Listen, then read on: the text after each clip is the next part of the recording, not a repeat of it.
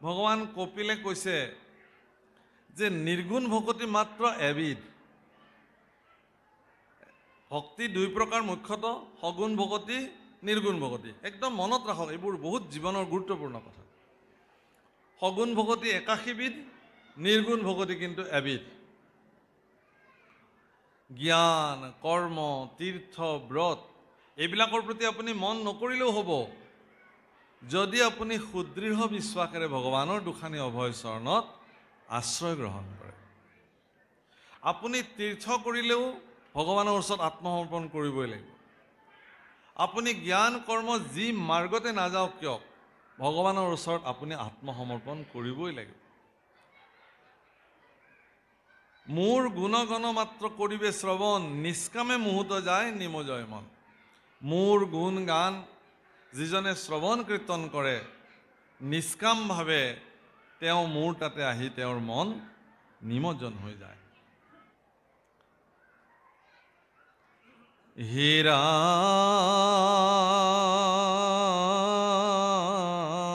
ৰাম, নিৰ্গুণ ভকতিয়েহি কহিলো বুজাই, মই সমেতো ভক্তি এৰি নাই। নিৰ্গুণ ভকতি ইয়াকে কয়, মানে ঈশ্বৰৰ ওচৰত শৰণ লোৱাটোৱে হ'ল নিৰ্গুণময় ভকতি।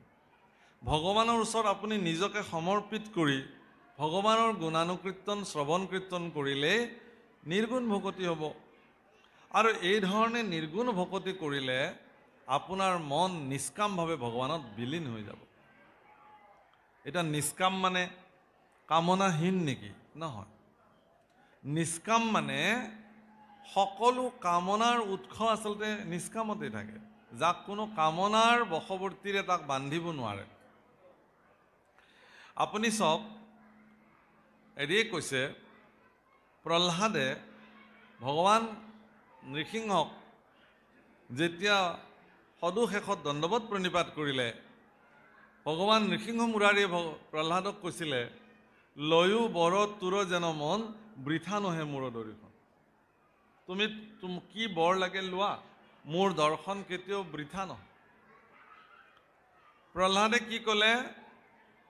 জানো প্ৰভু পৰীক্ষায় মাক, সিহেতু লীলাহে ন বাক, স্বামীৰা নেৰুৱাৰ চৰণ তোমাৰ। তুমি মোক এইকাৰণেই কৈছা যে মই যেন তোমাৰ সেৱা কৰি তোমাৰ পৰা যেন কিবা বিচাৰিছোঁহে। মইতো তোমাৰ পৰা একো বিচৰা নাই। তোমাৰ সেৱা কৰি যিবিলাকে তোমাৰ পৰা কিবা বিচাৰে, সেইখন বণিজ্যৰ মই বণিজাৰু নহয়। হে ভগৱান, মই তোমাক সেৱা কৰিছোঁ, মোক একো নালাগে। তোমাক পালোঁ দৰ্শন, এই মোৰ কাৰণে যথেষ্ট। তথাপিও ভগৱানে ক'লে, না, মোক যেতিয়া দেখিলাই,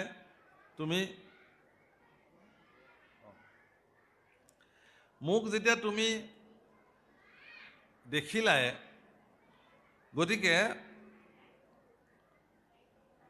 তুমি মোৰ পৰা কিবা এটা লোৱা। তেতিয়া প্ৰহ্লাদে কি কৰিছে? তেওঁৰ পৰা বিচাৰিছে। কি বিচাৰিছে? তোমাক নিন্দিলে পিতৃ মূৰ, সিজিল পাতে ক মহাঘোৰ, তাতহন্তে পিতৃনিষ্ঠাৰূক, এতে ক প্ৰসাদ দিও মোক স্বামীৰা। মোৰ পিতৃ তোমাক বহুত নিন্দা কৰিলে হে ভগৱান, যাতে এই নিন্দাৰ পৰা, তেওঁৰ শৰীৰত উৎপন্ন হোৱা পাপৰ পৰা তেওঁ যাতে মুক্ত হৈ যায়, এইখিনি কৃপা তুমি মোক কৰা। তাৰমানে তেওঁ কিবা বিচাৰি পেলালে। কিন্তু নিষ্কামভাৱে ভগৱানৰ চৰণত নিৰ্গুণময় ভক্তি যিসকলে সাধন কৰিব তেওঁলোকে একোৱেই নিবিচাৰে। এনেকি জীৱনৰ সৰ্বশ্ৰেষ্ঠ যিটো প্ৰাপ্তি, যাক আমি মুক্তি বুলি কওঁ, মোক্ষ প্ৰাপ্তি, সেই মুক্তিও ভগৱন্তৰ ভক্তসকলে নিবিচাৰে। সেইকাৰণে মাধৱদেৱে কি লিখিছে, মুক্তিত নিস্পৃহ যিটো সেই ভকতক নমো ৰসময় মাগহু ভকতি সমস্ত মস্তকমণি নিজ ভকতৰ অৱশ্য ভজ হেন দেও যদুপতি। অৰ্থাৎ যিজন ব্যক্তিৰ অন্যটো বাদেই মুক্তিৰ প্ৰতিও যাৰ স্পৃহা নাই, মুক্তিৰ প্ৰতিও যিজন স্পৃহাহীন।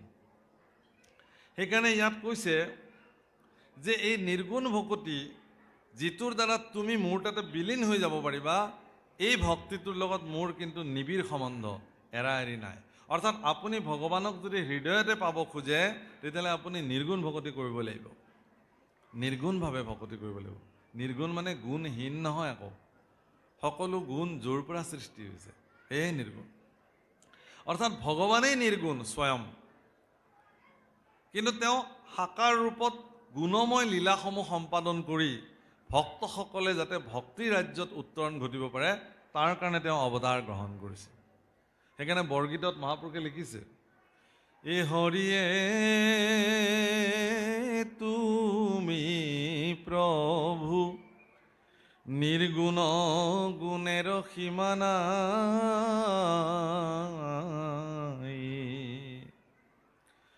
নিৰ্গুণ জীৱে সহি গুণ গাই, হৰি মোৰ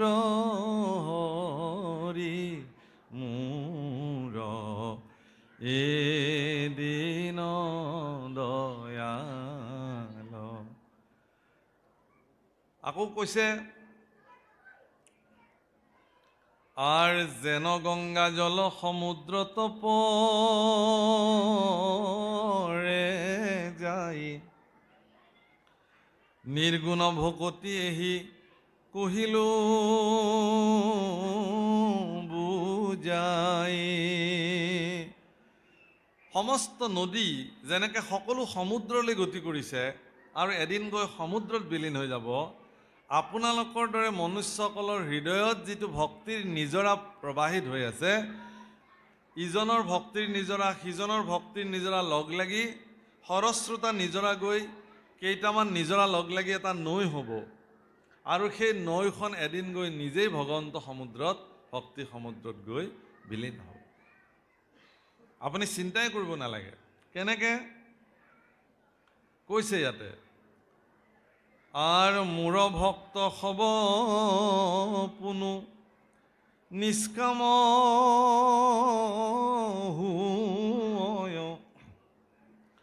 ই কথা নিশ্চয় মাও শুনিও নিৰ্ণয়, ৰাম শালুক্য সামীপ্য মূৰ সাৰূপ্য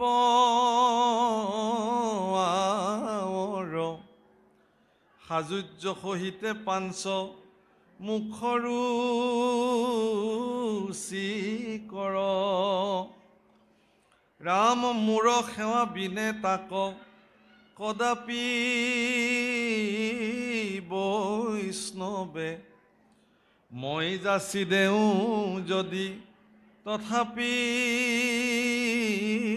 নলয়ে। সাজুৰ্য, সাৰূপ্য, শালুক্য, শাস্ত্ৰীয় বা নিৰ্বাণ, এই 5 প্ৰকাৰৰ মুক্তি আছে। এই মুক্তিবিলাক কেনেকুৱা মুক্তি?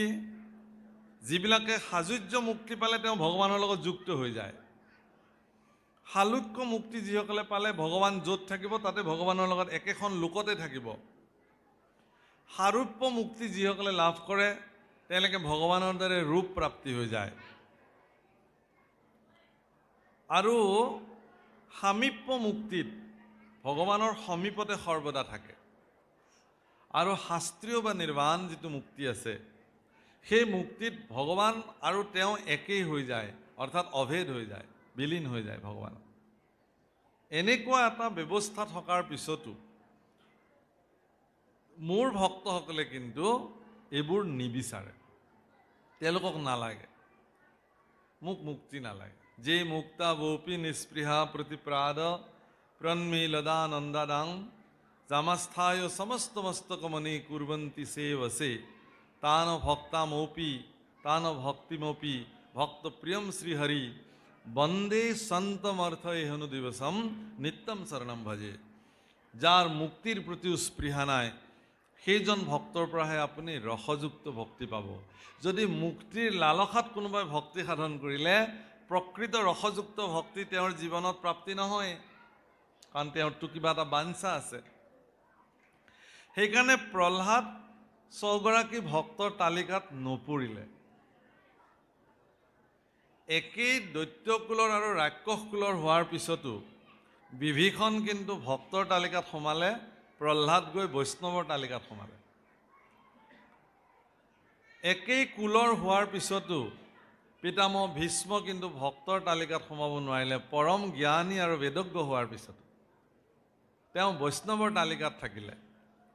কিন্তু একেই বংশৰ একেই কুলৰ মহামতী বিদুৰ তেওঁ কিন্তু ভক্তৰ তালিকাত আহিলে। সেইকাৰণে মহাপুৰুষ মাধৱদেৱে লিখিছে, শ্ৰুতি স্মৃতি মোৰ আজ্ঞাবাণী জানা নিষ্ঠ আকৌ উলংঘ্যা যিটো জনে প্ৰৱৰ্তয় সিও ভৈলা মোৰ আজ্ঞা চেদি মোক দেশ কৰিলে কাতি মোৰ ভক্ত হন্ত বৈষ্ণৱ সিটো নহয়। গতিকে বৈষ্ণৱ আৰু ভক্তৰ মাজত পাৰ্থক্য আছে। গতিকে সেই পাৰ্থক্য অৱশ্যে আপুনি মই কৰিব নোৱাৰোঁ, ভগৱানে কৰিব। প্ৰথম কথা হ'ল কি, ভক্তৰ পাৰ্থক্যই আমিবিলাক কৰিব নোৱাৰোঁ। এখেত ভকত হয় নে নহয়, এওঁ ভকত হয় এখেত নহয়, এই সিদ্ধান্ত আমি কৰিব নোৱাৰোঁ। এই সিদ্ধান্ত ভগৱানে কৰে। আমাৰ দৃষ্টিত চব ভকত, আমি কাকো নিৰ্ণয় কৰিব নোৱাৰোঁ। এই পাৰমাৰ্থিক জ্ঞান মানুহৰ জীৱনত সৎগুৰুৰ দ্বাৰা প্ৰাপ্ত হয়। আপোনাৰ জীৱনত যদি এগৰাকী সৎগুৰু আহিছে, আপুনি নিজকে ভাগ্যৱান বুলি ভাবিব পাৰে যে এনেকুৱা সামৰ্থ্য গুৰুৰ কৃপাত মোৰ জীৱনত এনেকুৱা কথাৰ সংযোজন ঘটিছে। আপুনি এই কথাবোৰ যদি নাজানে তেতিয়াহ'লে আপোনাৰ জীৱনত যিটো চূড়ান্ত ৰাস্তা, যিটো আপুনি ল'বই লাগিব সৰ্বশ্ৰেষ্ঠ কৰ্ম জীৱনত, সেইটো কেনেকৈ সাধন কৰিব? মোৰ ভক্তসকল বা মোৰ বৈষ্ণৱসকলে মই যদি উপজাচিও দিওঁ তথাপিও মুক্তিক তেওঁলোকে নালাগে বুলি কয়। আর যদি বোলাতে বে তারা ভজে কি কারণ ইহার উত্তর তেবে শুনিও এক মন। হে আই, তুমি মোক প্ৰশ্ন কৰিব পাৰা যে যদি তোমাৰ ভক্তবিলাকক একোৱেই নালাগে তাহলে কেলে ভোজনা কৰে তোমাক? এইটোতো ডাঙৰ প্ৰশ্ন। যদি একোৱেই নালাগে তেতিয়াহ'লে আমি ভগৱানক কিয় ভোজনা কৰোঁ? একোৱেই নালাগে মোক। গোপীবিলাকক ভগৱানে কৈছিলে, আহা তোমালোক আহিলা, মোক দৰ্শন কৰিলা, হৈ গ'ল, এতিয়া কি লাগে কোৱা, মই তোমালোকক বৰ দিম, তোমালোকে ঘৰলৈ যোৱা। সেইটোৱে ডাঙৰ কথা, প্ৰভু আমাক একোৱেই নালাগে। তেতিয়া লাগে কি? আমাক তোমাক লাগে, একোৱেই নালাগে তাৰ বাহিৰে। কোনো জাগতিক জগতৰ একো দ্ৰব্য বস্তু একো নালাগে। যদি গোপীসকলে বিচাৰিলেহেঁতেন, যি বিচাৰিলেহেঁতেন ভগৱানে তাকেই দিলেহেঁতেন। বৈকুণ্ঠ প্ৰাণৰ সময়ত উদ্ধৱক ভগৱানে কৈছিলে, কোৱা তোমাক কি লাগে, তুমিতো মোৰ বহুত সেৱা কৰিলা। উদ্ধৱে কৈছে, মোক একোৱেই নালাগে, মোক তোমাক লগত লৈ যাব লাগে, বাছ ইমানে। যদি উদ্ধৱে ক'লেহেঁতেন যে প্ৰভু তোমাৰ চিটটো মোক দি থৈ যোৱা, তুমি যি ধৰণে সমগ্ৰ পৃথিৱীক তুমি নিয়ন্ত্ৰিত কৰিলা, তুমি সৰ্বে সৰ্বা চক্ৰৱৰ্তী হৈ থাকিলা, সেই জেগাটো মোক দিয়া, দি দিলেহেঁতেন। তথাস্তু, থাকা, তুমি চলোৱা। উদ্ধৱৰ ওপৰত ভগৱানৰ বিশ্বাস আছিলে। কিন্তু উদ্ধৱে কৈছে মোক একো নালাগে। কিন্তু ভগৱানে কৈছে নহয়, তুমি সেই বুলি মোৰ লগত যাবলৈ খুজিলেও মই তোমাক নিবলৈ নোৱাৰোঁ। মোৰ এটা বিশেষ কাম আছে, সেইটো তুমি কৰিব লাগিব। কি কাম? যে তুমি সমস্ত মোৰ ভক্তসকলক মোক কেনেকৈ ভক্তি সাধন কৰিব লাগে সেই সম্পৰ্কে তুমি জ্ঞাত কৰাবা। তুমি আমি দুয়ো গ'লে মিলিবে অনৰ্থ লুপ্ত হইবে জ্ঞান এইটো ভকতিৰ পথ ভক্তিৰ যিটো জ্ঞানময় পথ কেনেকৈ মানুহে ভক্তি সাধন কৰি মোক পাব লাগিব এই সম্পৰ্কে মানুহে লুপ্ত হৈ যাব এই জ্ঞান গতিকে তুমি এইটোক জাগ্ৰত কৰি পৃথিৱীত থাকা সেইকাৰণে আজিও উদ্ধৱ জীৱন্ত অৱস্থাত আছে পৃথিৱীত একমাত্ৰ ঈশ্বৰৰ কৃপা দৃষ্টি হে ৰাম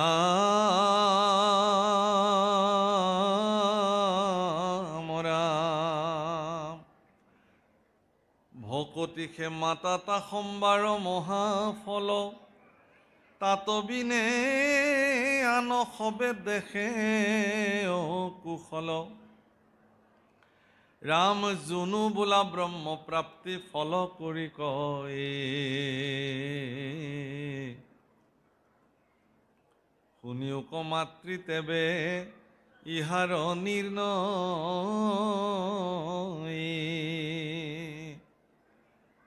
আৰ মুক্তি পুনঃ ভকতিৰ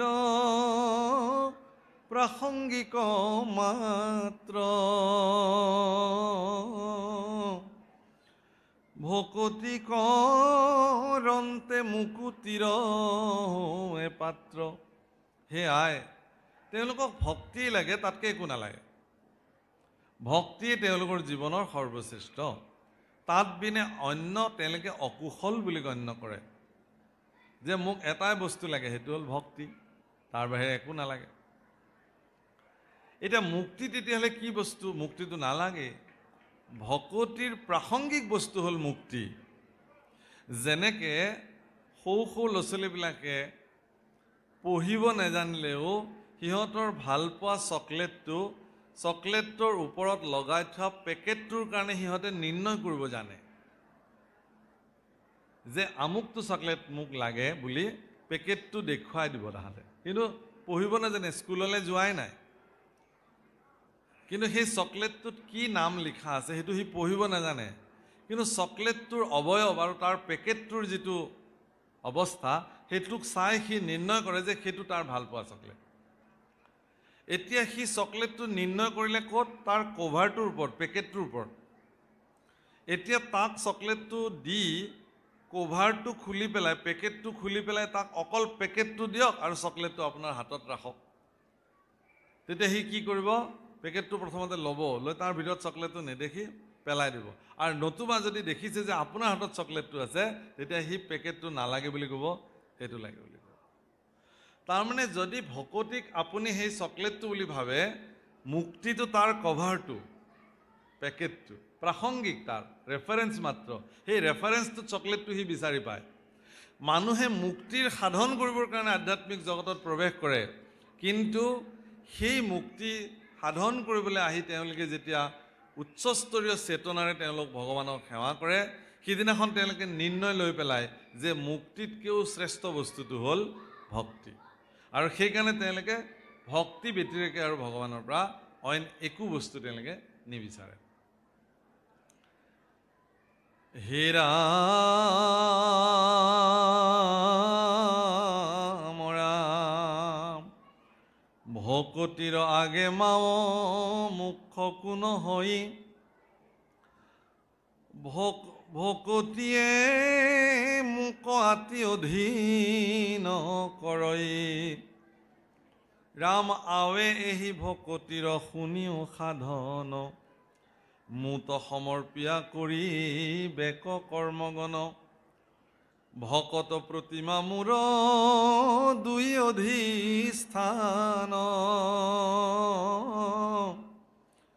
দুই কুপূজা দৰ্শনে কৰিবে আতিমান তুমি ভক্তি কৰিবা ভক্তিৰ মই অধীন হে মাতৃ ভক্তি কেনেকৈ কৰিব লাগিব তাৰ সাধন সম্পৰ্কে মই তোমালোকক কওঁ প্ৰভুসকল এইখিনি অকণমান গুৰুত্ব সহকাৰে শুনিব আমি কেনেকৈ ভক্তি কৰিম ভক্তিৰ প্ৰথম চৰ্ত দিছে কি মুত সমৰ্পিয়া কৰিবেক কৰ্মগণ আপোনাৰ জীৱনৰ যি কৰ্ম আপুনি নকৰক কিয় সকলো ভগৱানৰ চৰণত সমৰ্পিতভাৱে কৰিব লাগিব যি নকৰক আৰু এই অভ্যাসটো যদি আপোনাৰ জীৱনত সম্পাদিত হয় তেতিয়াহ'লে আপুনি আৰু বেয়া কাম কৰিব নোৱাৰিব কাৰণ যি কৰ্ম কৰে আপুনিতো ভগৱানক অৰ্পণ কৰি কৰিব আকৌ কৈছে ভকত প্ৰতিমা মোৰ দুই অধিষ্ঠান, মোৰ দুটা অধিষ্ঠান, এটা মোৰ ভকত আৰু আনটো হ'ল মোৰ প্ৰতিমা। দুইৰো সেৱা দৰ্শনে কৰিবে বহুমান, দুকৈ সেৱা দৰ্শনৰ দ্বাৰা বহুমান কৰিবলৈ কৈছে। আৰু সমস্ত ভূততে মোক দেখিবে মনে, বিৰকত হুয়া সংগ এৰিবে যতনে। সমস্ত ভূততে মোক দেখিবা, অৰ্থাৎ সকলো প্ৰাণীতে মই আছো। ঈশ স্বৰূপে হৰি সবঘতে বৈঠহ, জৈচন গগন ব্যাপী। আকাশখন যেনেধৰণে সৰ্বব্যাপ্ত, কিন্তু 10টা ঘট থৈ দিলে 10টা ঘটতেই যেনেকৈ 10খন আকাশ আমি দেখিবলৈ পাওঁ, আকাশ কিন্তু এখনেই, ঠিক তদ্ৰূপ ভগৱান এক আৰু অনন্য হোৱাৰ পিছতো পৃথিৱীত যিমান জীৱৰাশি আছে, ব্ৰহ্মা আদি কৰি জীৱজত, সকলোতে ভগৱান নিজস্ব অস্তিত্বৰে তেওঁ বিদ্যমান হৈ আছে। আৰু যেতিয়ালৈকে থাকিব জীৱ তেতিয়ালৈকে চৈতন্য, আৰু যিদিনে ভগৱানে তেওঁক এৰি দিব সেইদিনাই তেওঁৰ সকলো শেষ।